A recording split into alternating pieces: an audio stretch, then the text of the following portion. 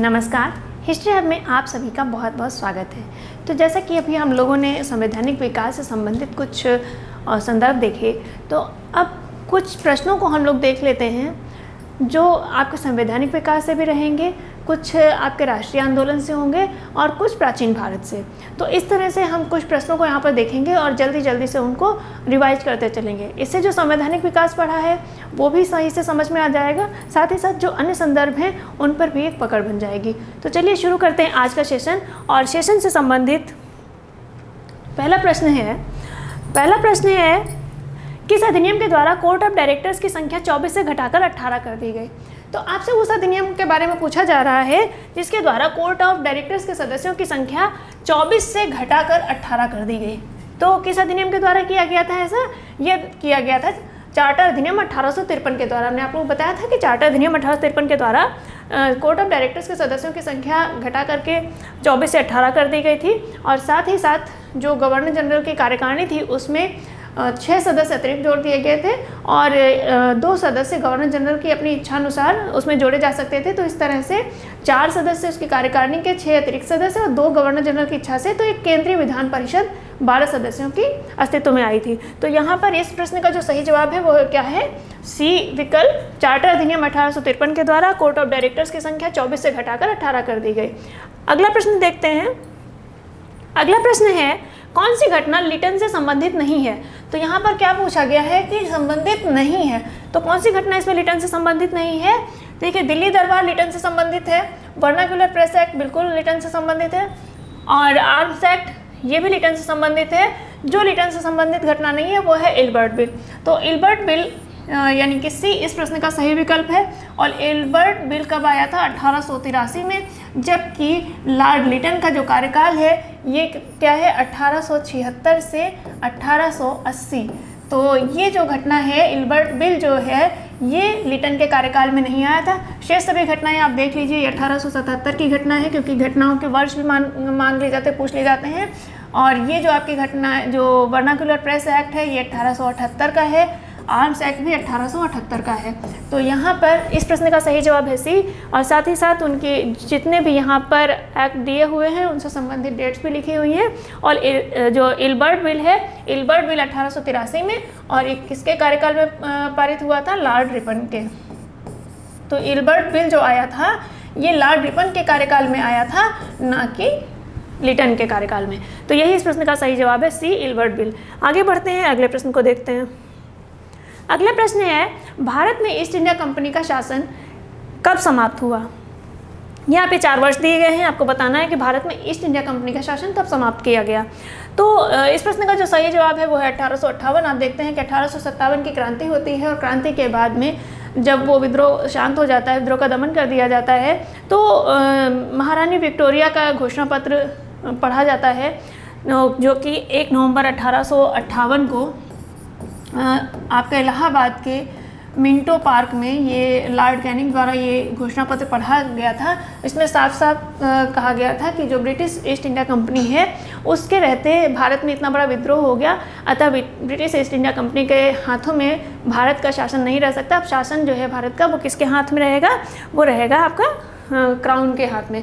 तो 1858 में ही या 1858 के अधिनियम के द्वारा ही जो ब्रिटिश ईस्ट इंडिया कंपनी का शासन था वो समाप्त हो जाता है और शासन किसके हाथ में चला जाता है?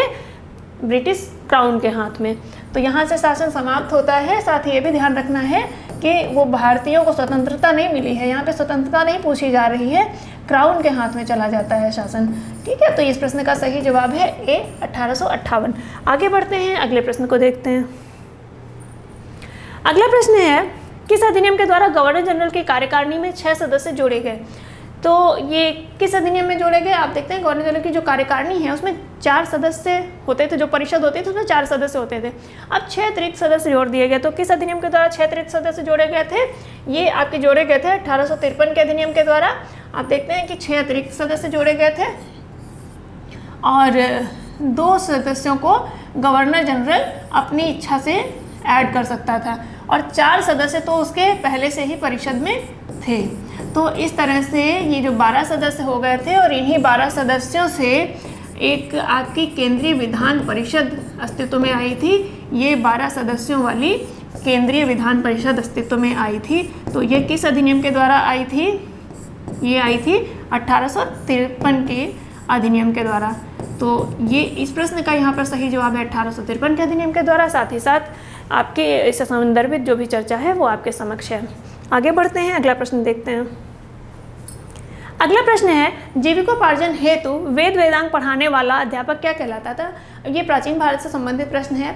तो इसमें जो जीविकोपार्जन हेतु जो वेद वेदांग पढ़ाता था वो उसको क्या कहा जाता था? उसको कहा जाता था उपाध्याय। देखिए, जो अर्धव्य है, अर्धव्य यजुर्वेद का ब्राह्मण है, यजुर्वेद का पुरोहित है, ब्राह्मण नहीं पुरोहित है। और ये पुरोहित तो होते हैं, जो भी यज्ञ अनुष्ठान वगैरह कराते हैं वो पुरोहित होते हैं।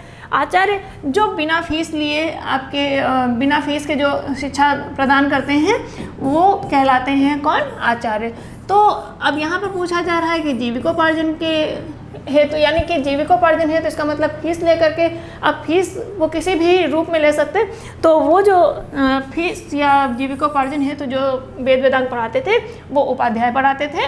तो डी इस प्रश्न का सही विकल्प है। आगे बढ़ते हैं, नेक्स्ट देखते हैं। नेक्स्ट है, भारतीय राष्ट्रीय कांग्रेस के प्रथम अधिवेशन में कितने प्रतिनिधियों ने भाग लिया था? तो भारतीय राष्ट्रीय कांग्रेस का जो प्रथम अधिवेशन हुआ था ये मुंबई के ग्वालियर टैंक मैदान में हुआ था। और वहाँ पर भी एक स्पेसिफिक स्कूल में, जहाँ पर जिस विद्यालय में हुआ था, गोकुलदास तेजपाल संस्कृत महाविद्यालय, तो उसमें जो कुल प्रतिनिधियों ने भाग लिया था वो थे 72। और इसमें सर्वाधिक संख्या जो थी, सर्वाधिक संख्या कहाँ के प्रतिनिधियों की थी? सर्वाधिक संख्या थी मुंबई यानी बम्बई के प्रतिनिधियों की, क्योंकि उस समय इसका नाम मुंबई नहीं था, बम्बई था। तो जो सर्वाधिक संख्या थी प्रतिनिधियों की वो थी बम्बई से। तो इस प्रश्न का जो सही जवाब है वो है C 72। और साथ ही साथ आपको ये भी ध्यान रखना है कि सर्वाधिक प्रतिनिधि कहाँ से थे, क्योंकि बम्बई में ये सम्मेलन हो रहा था, ये अधिवेशन हो रहा था, इसलिए सर्वाधिक संख्या जो थी वो बम्बई से थी। नेक्स्ट क्वेश्चन देखते हैं। नेक्स्ट क्वेश्चन है, 1858 के अधिनियम में क्या शामिल नहीं था? यहाँ पर 4 बातें आपके सामने दी हुई हैं, इनमें से पूछा जा रहा है कि क्या शामिल नहीं था। तो कोर्ट ऑफ डायरेक्टर्स की संख्या में कमी, सिविल सेवकों की नियुक्ति प्रतियोगी परीक्षा के माध्यम से। यहाँ पर एक चीज़ गलत हुई है, 1858 नहीं, ये 1853 है। आप इसको 1853 ही पढ़िए, ये है 1853। ये जो चीज़ें पूछी जा रही हैं ये पूछी जा रही है 1853 के अधिनियम में क्या शामिल नहीं था। तो कोर्ट ऑफ डायरेक्टर्स की संख्या में कमी, आप बिल्कुल देखते हैं कि जो कोर्ट ऑफ डायरेक्टर्स है जिनकी संख्या 24 होती है, इसी अधिनियम के द्वारा कोर्ट ऑफ डायरेक्टर्स की संख्या 24 से घटा करके कितनी कर दी जाती है? 18 कर दी जाती है। बिल्कुल सही है। फिर सिविल सेवकों की नियुक्ति प्रतियोगी परीक्षा के माध्यम से होगी। हाँ, ये भी बिल्कुल सही है। 1853 में डलहौजी के कार्यकाल से ही सिविल सेवकों की नियुक्ति या जो सिविल सर्वेंट्स हैं उनकी जो नियुक्ति है वो कैसे होती है? प्रतियोगी परीक्षा के माध्यम से प्रारंभ हुई। तीसरा, विधि सदस्य को गवर्नर जनरल की परिषद का स्थायी सदस्य बनाया गया। हाँ, ये भी हुआ था, क्योंकि आप देखते हैं 1833 के एक्ट के द्वारा एक विधि सदस्य की नियुक्ति की जाती है, लेकिन वो विधि सदस्य जो होता है वो गवर्नर जनरल की कार्यकारिणी का पूर्णकालिक सदस्य नहीं होता है। पूर्णकालिक नहीं होता है अर्थात जब गवर्नर जनरल और उसकी कार्यकारिणी विधि निर्माण संबंधी किसी मुद्दे पर चर्चा करेगी तब विधि सदस्य वहाँ पर उपस्थित रहेगा, लेकिन जो भी प्रशासकीय या प्रशासनिक जो भी बैठकें हैं उसमें विधि सदस्य नहीं उपस्थित रहता था। लेकिन 1853 के अधिनियम के द्वारा वो सभी जो भी मीटिंग्स होंगी उन सभी मीटिंग्स में विधि सदस्य शामिल रहता। तो यानी कि विधि सदस्य जो है ये पूर्णकालिक या स्थायी सदस्य बन गया। कानून बनाने की शक्ति का केंद्रीकरण, ये नहीं था 1853 में।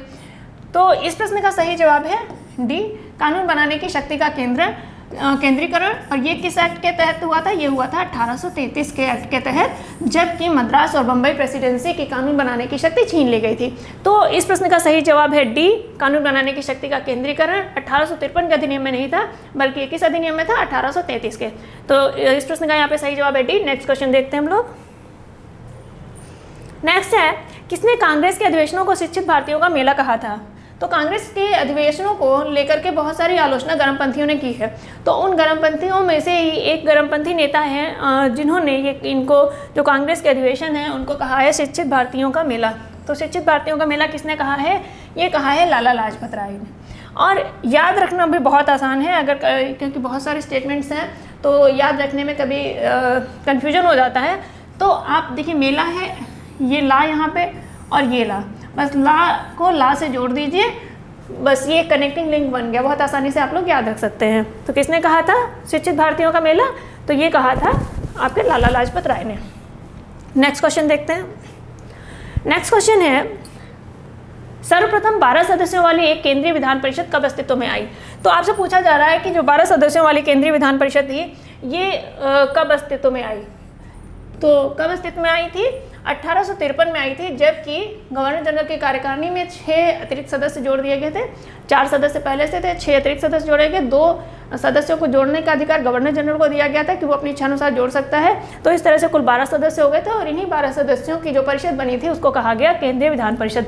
तो कब अस्तित्व में आ रही है? 1853 में आ रही है। इस प्रश्न का सही जवाब है बी, 1853। चलिए नेक्स्ट क्वेश्चन देखते हैं। नेक्स्ट क्वेश्चन है, भारत का प्रथम वायसराय कौन बना?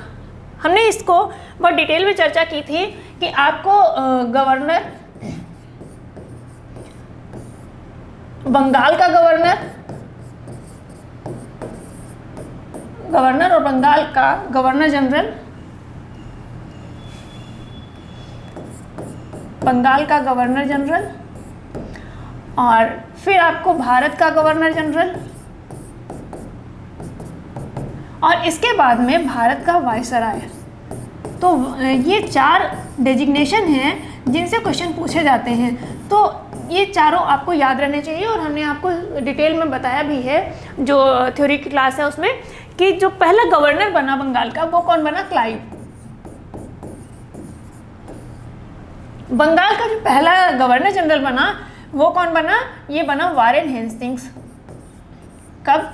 1773 में। और क्लाइव कब बना था? 1757 में, प्लासी के युद्ध के बाद। और भारत का पहला गवर्नर जनरल कौन बना? विलियम बेंटिंग बने थे। कब बने थे? 1833 में। और भारत का प्रथम वायसराय कौन बना? ये बने कैनिंग। तो यहाँ पर प्रश्न में क्या पूछा जा रहा है? भारत का प्रथम वायसराय कौन बना? तो कौन बन रहा है? Lord Canning. तो आपको सभी संदर्भ याद रखने हैं। लॉर्ड क्लाइव क्या है? प्रथम गवर्नर है। वारेन हेस्टिंग्स क्या है? बंगाल का प्रथम गवर्नर जनरल है। लॉर्ड विलियम बेंटिंग कौन है? भारत का प्रथम गवर्नर जनरल है। और लॉर्ड कैनिंग क्या है? ये भारत का प्रथम वायसराय है। तो इस प्रश्न का सही जवाब है डी, लॉर्ड कैनिंग। और शेष ये आपको याद रखने हैं कि गवर्नर, बंगाल का गवर्नर जनरल, भारत का गवर्नर जनरल और फिर वायसराय। चलिए नेक्स्ट क्वेश्चन हम लोग देखते हैं। नेक्स्ट क्वेश्चन है, गायत्री मंत्र की रचना की है। तो गायत्री मंत्र की रचना किसने की है ये पूछा जा रहा है। तो इस प्रश्न का जो सही जवाब है वो है विश्वामित्र। तो बी, विश्वामित्र ने की है। और गायत्री मंत्र कहाँ पे मिलता है? तो ये मिलता है आपके जो ऋग्वेद है, ऋग्वेद के 3रे मंडल में। और आपको मालूम है कि ऋग्वेद जो भी आपके जो ऋग्वेद है, ऋग्वेद के जो मंडल हैं उनमें से जो 2 से लेकर के 9 तक जो मंडल हैं वो प्राचीन मंडल कहे जाते हैं। उनको ऋषि मंडल भी कहा जाता है क्योंकि उनकी जो रचना है वो किसी न किसी ऋषि द्वारा की गई है। तो ये ऋग्वेद के 3रे मंडल में जो गायत्री मंत्र मिलता है और इसकी रचना किसने की है? विश्वामित्र ने की है। तो इस प्रश्न का सही जवाब है बी, विश्वामित्र। नेक्स्ट क्वेश्चन देखते हैं। नेक्स्ट क्वेश्चन है, किसने कहा था यदि ईश्वर भी छुआछूत को स्वीकार करेगा तो उसे भी मैं नहीं मानूंगा? तो ये जो कथन है ये कथन है बाल गंगाधर तिलक का। और बाल गंगाधर तिलक ने यह कथन कब कहा था? जबकि वो अपनी होम रूल लीग का प्रचार प्रसार कर रहे थे। तो उसी क्रम में उन्होंने कहा था कि जो मेरी होम रूल लीग है इसके दरवाजे सभी के लिए खुले हैं और इसमें कोई भी जाति, वर्ग, किसी भी श्रेणी का व्यक्ति इसमें प्रवेश पा सकता है। और अगर उसी क्रम में इन्होंने ये अस्पृश्यता के संदर्भ में बात कही थी कि अगर ईश्वर भी छुआछूत को स्वीकार करेगा तो मैं उसे भी नहीं मानूंगा। तो इस प्रश्न का सही जवाब है बाल गंगाधर तिलक। अच्छा, यहाँ पर एक चीज़ आप लोगों को ध्यान रखनी है कि जहाँ बाल गंगाधर तिलक ने सभी के लिए लीग के दरवाजे खोल दिए थे, वहीं पर एक संस्था थी जिसके सदस्यों को लीग में प्रवेश की अनुमति नहीं थी। तो वो कौन सी थी?